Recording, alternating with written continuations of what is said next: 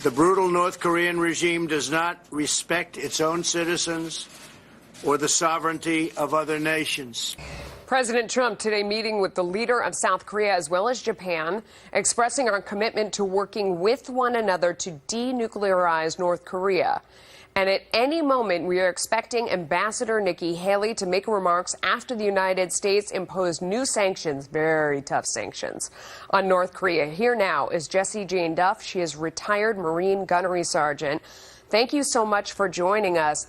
A lot of action today. I mean, if you just look at the details, David and I were pouring through the details of those sanctions. It's tough. It's an embargo. Yes. I mean, it's anyone who does business with anyone who does business with North Korea, and they'll stop and take anything. I mean, what do you think? Amen. It's about time. The UN sanctions weren't strong enough. They were allowing them to have enough oil that they had in the last 12 months. It basically was business as usual. So I had basically stated we got to start putting sanctions against China. Well, China's not going to solve this, so let's solve it for them. And basically the U.S. Treasury went in and did a very hard look at the Bank of China and found out they were laundering money with North Korea, doing shady business deals, and essentially they had declared that this was illegal under our own Patriot Act. So we had basically said, you don't do business with us or you're going to do business with them. Which one is it going to be? And China really had a wake-up call because this could collapse their banking system if we shut them down. Okay, we are looking at Nikki Haley right now take to the podium. Let's go and listen in. All right, that, of course, is Nikki Haley. She is our ambassador to the United Nations. A lot of activity there. It is from that venue that the president announced his executive order with very strict, almost embargo-like sanctions against North Korea after the Chinese have told us that they will stop their banks from any more banking activity with North Korea. This could really be crippling. Still with us is Gunny Jessie Jane Duff, along with Carl Higbie. He is a former Navy SEAL and Trump 2020 Advisory Board member. Carl, let me talk about the connection between North Korea and Iran, because both of them are sort of coming up in what we just heard from Nikki Haley.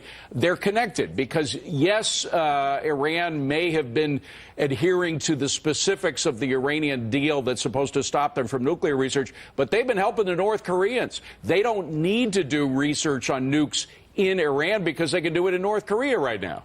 Yeah, well, let me at first, cover up my my official duties with AmeriCorps that I was recently appointed to and say this is, on a personal level. I think that the approach that President Trump has taken to the UN is unprecedented, at least in the last 25, 30 years. And it is a totally new approach that we're taking to the world and any of the potential enemies of America, because I can tell you right now that North Korea has never seen anybody talk back to them in these type of strong terms, and especially Iran and any other foe that we possibly have. So I'm looking forward to it because I look back on history. I said, when has appeasement of these radical nations ever worked out and be in favor of everyone? Right. And Gunny Duff, the thing is that there is this, we used to talk about an axis of evil. There's clearly an axis right now between Iran and North Korea. They are helping each other money-wise. I think Iran has the money, North Korea has the technology, and together they are a very dangerous duo. I think the Trump administration is trying to split that relationship right down the middle.